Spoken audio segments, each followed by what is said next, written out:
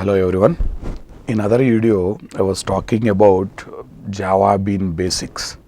There I have talked about what is Java Bean, where Java Bean will be used and all these things.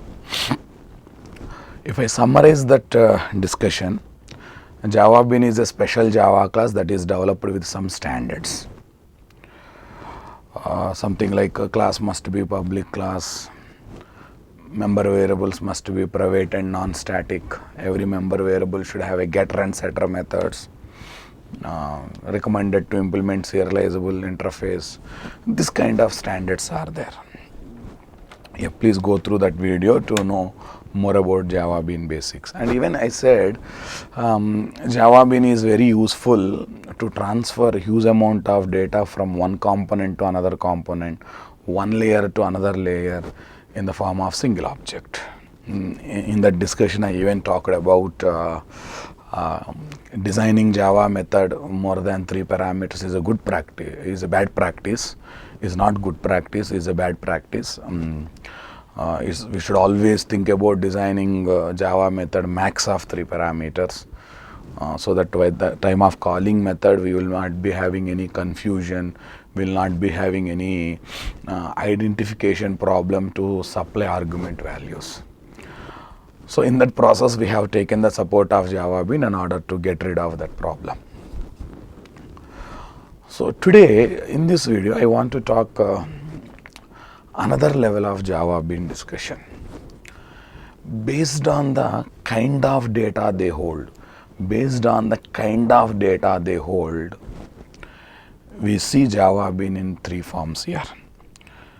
So, but this is done purely based on the kind of data they hold, the kind of activities it will perform. So, let me clear one thing, all are Java Beans, but based on the kind of data it represents, we have 3 types of Java Beans. So, 3 types of Java Beans. A VO class. VO means value object. B DTO class. Data transfer object class. C BO class. What is BO? Business object class. VO means value object, DTO means data transfer object, BO means business object class. Let us try to understand what is VO. The Java class or Java Bean, the Java class or Java Bean that holds input values of the application or output values to be displayed from the application is called as VO class. Input value means something like form data. Suppose you take HTML to Servlet communication. When form is submitted, you will get so many values. Yes, if you want to store in an object, that in a single object, you may think about going for what? VO class support. After doing lot of business logic execution, let us assume some data is generated.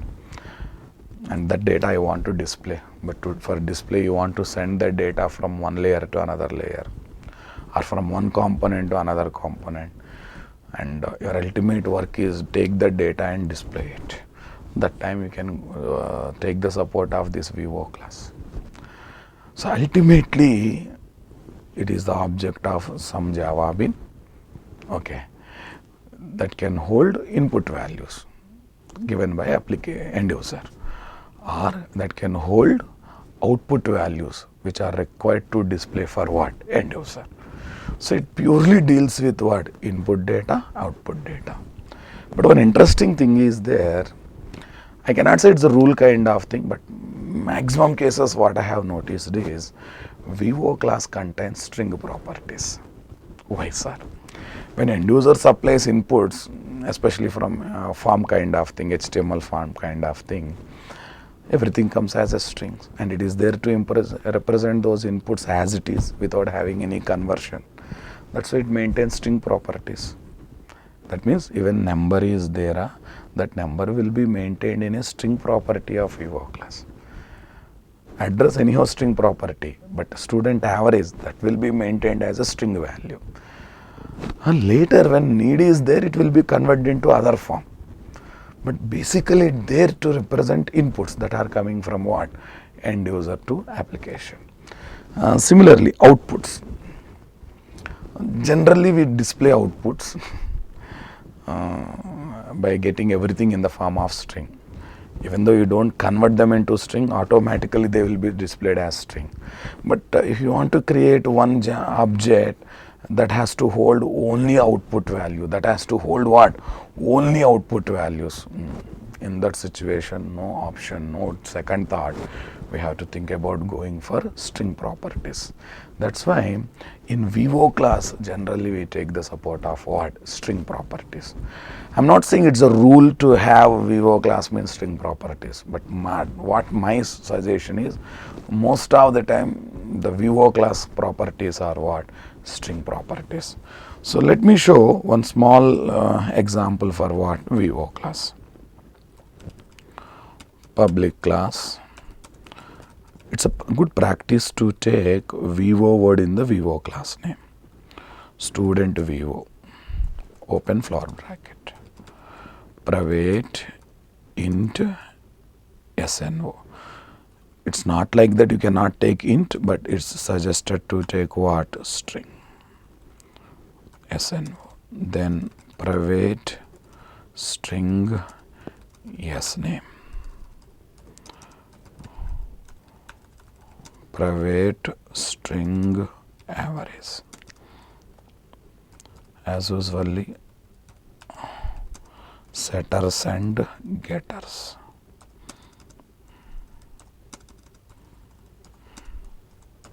End of the VO class. This is a typical designing of what? VO class. It's something like this. Form is submitted, request comes to servlet component. Servlet component reads the form data, stores into VO object. If needed, we convert this VO object data into what? DTO class object before sending to another component. That means it is there representing inputs in this case.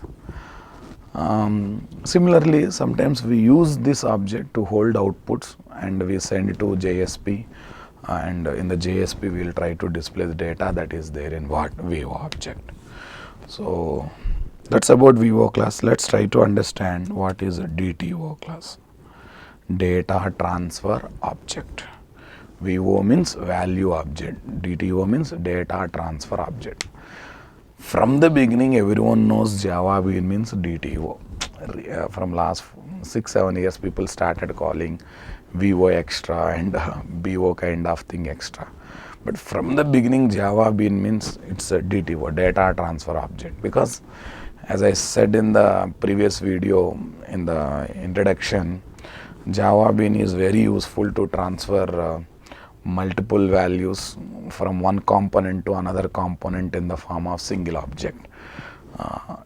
Transferring one data from one component to another component in the form of single object. Data transfer object. Their transfer in the DTO also data transfer object. That means what? Java is well known for as what? DTO. So let me explain what is DTO. DTO is a Java bean that contain whose object data is shippable from one component to another component. But these components may reside in two different machines of a network, or these components may reside in two different layers, and these layers may be there in two different systems, and to avoid version classes, to maintain what? Serial UIDs and all these things, we suggest this class to implement what? Serializable interface. What interface? Serializable interface. You know that java.io.serializable interface, which is a marker interface, basically what? Empty interface, which makes a JVM to make object of the class as what? Serializable object. serializable object. Yes, I'm talking about the same old interface. Okay, DTO is a Java bean that generally implements what? Serializable interface, but its object is mainly useful to send data from one component to another component in between one component to another component with or without network. So this class contains what? Regular properties. I don't want to say it will maintain only string kind of properties according to the application need, according to the data coming to source component, according to the data required in what source component, it will happily maintain the data. In fact, in some situation, the input values that are there in Vivo object will be converted into what? DTO object. So that in this conversion, if any small adjustments are there in the data, that adjustments will take place, and later the DTO object will be created. Generally what I noticed is if a servlet component wants to pass data to service class, it will be passed in the form of DTO object. If service class wants to pass any result, multiple results back to servlet component, definitely it will be passed in the form of DTO object. Or from your web application you want to pass some data to some external component like a EasyB component which are running a remote place, in a remote place, and that time the data will be passed in the form of DTO object. Similarly, if EasyB component, nothing but external component, wants to pass some results back to what? Our web application, definitely it will be collected in the form of what? DTO object. So ultimately DTO is a Java bean that implements serializable interface having capability to hold data to send from one component to another component. Generally controller component to service component, data will travel in the form of DTO, and reverse also happens in the form of what? DTO. So typical DTO class looks like this: public class student DTO. Student DTO implements serializable. Private int SNO, setters and getters.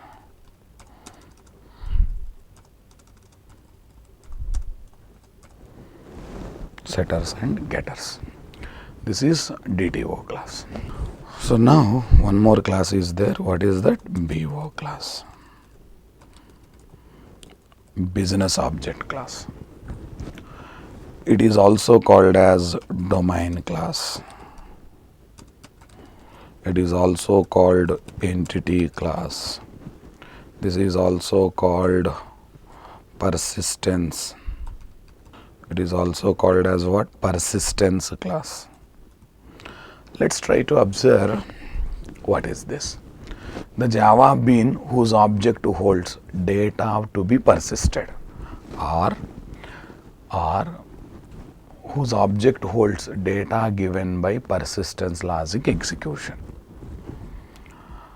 A typical Java bean whose object holds values that can be inserted into the database table can be called as BO. Let us assume some persistence logic is executed when record is retrieved, and I stored that record in a Java bean object. That object is also called as what? A BO object. That object is called what? BO. That means business object. So, but one thing, it is also Java bean. It also contains properties, but these properties and database table column must be compatible with each other. That's for a rule. That's for sure. Otherwise, how BO object data becomes persistible data, and how BO object can hold data collected from persistence store. So that's why BO class properties and DB table columns must be compatible with each other. Otherwise, there is no meaning of designing what? BO class, saying that it holds persistible data, or it one can hold what? Data given by persistence logic. For example, if table is having four columns, BO class would be having 4 properties, and those column types and property types must be compatible with each other. When we write persistence logic by using JDBC, and I want to use JDBC to insert 10 values, 20 values, something like that. So we collect all the values and we store into BO object, and through BO object we'll gather the data and we'll try to put in the query, and the query will insert the record into the table. And in Hibernate, domain class is nothing but what? BO class. So generally in persistence logic development, inputs required for persistence logic, outputs generated by persistence logic will be maintained in the form of BO class objects.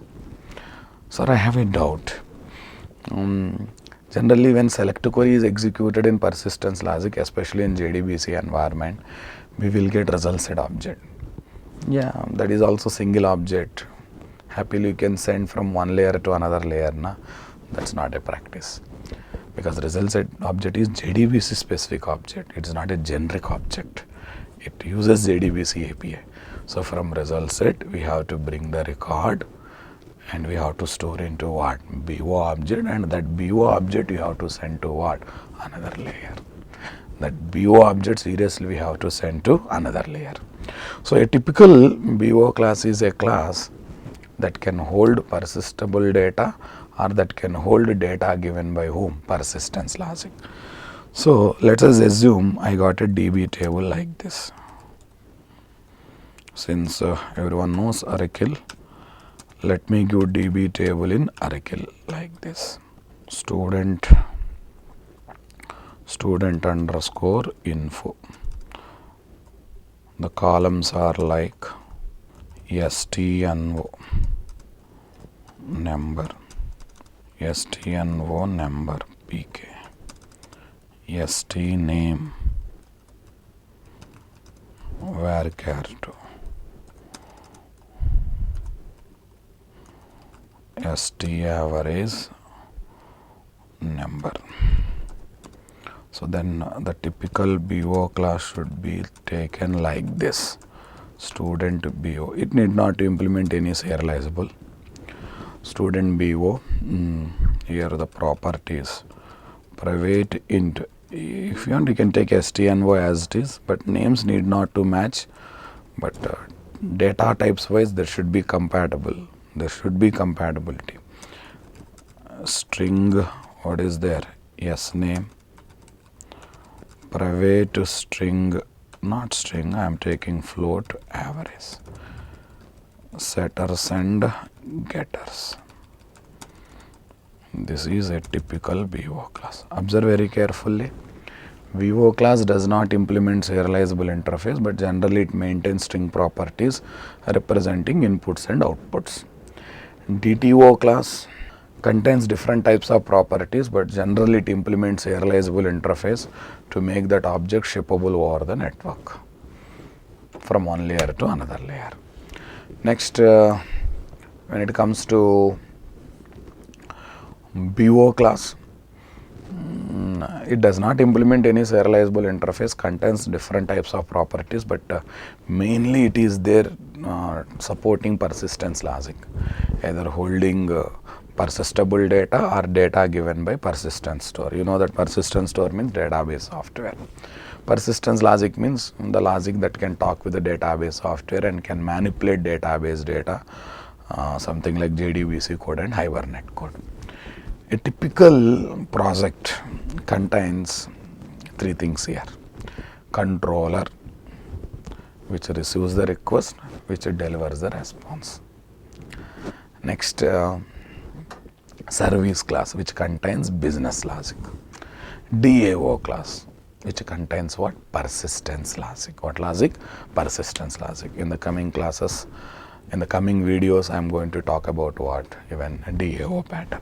So generally, when form submits the request, it comes to controller called servlet. This controller, which is nothing but servlet, prepares a VO. VO means value object. Prepares what? VO, value object. And and converts that VO into DTO having data corrections. And this DTO will be passed to service class. Service class uses DTO object data as inputs, executes business logic, generates the results. Now the service class prepares what? One BO object having both inputs and outputs, whatever you want to persist, and passes that BO to DAO. DAO uses that BO object data as what? Inputs, and performs what? Persistence operations on the database software. So the ultimate conclusion is form data comes to controller servlet. Controller servlet prepares VO object having inputs and also converts VO object into what? DTO object. But in this process, if any corrections are required in the data, it will take care. What kind of corrections? For example, from end user you are getting average kind of thing. Student marks average 3 point, for example 67.56 have come, and you want to always round down or round up the value. So that kind of what? Corrections will take care in what? DTO object preparation. This DTO object will be given to service class, and service class uses that object as what? Inputs to generate the results by executing business logic. Now this same service class prepares BO having inputs, outputs, or only inputs, or only outputs, or mix of both, are inputs and outputs. Ultimately it represents data that you want to persist and passes that BO to DAO. DAO definitely uses what? That BO and completes what? Persistence operations on the database software. So like this the industry uses VO, DTO and BO. Ultimately all are Java beans, no doubt, and all of them are representing what? Multiple values in the form of single object. But based on the kind of data they hold, we are calling them as what? VO, BO, DTO kind of thing, right? I hope you got clarity about what VO, BO and DTO classes, which are nothing but Java beans, other flavors. Okay, thank you. Right, you can catch me for more videos in this particular channel. Thank you.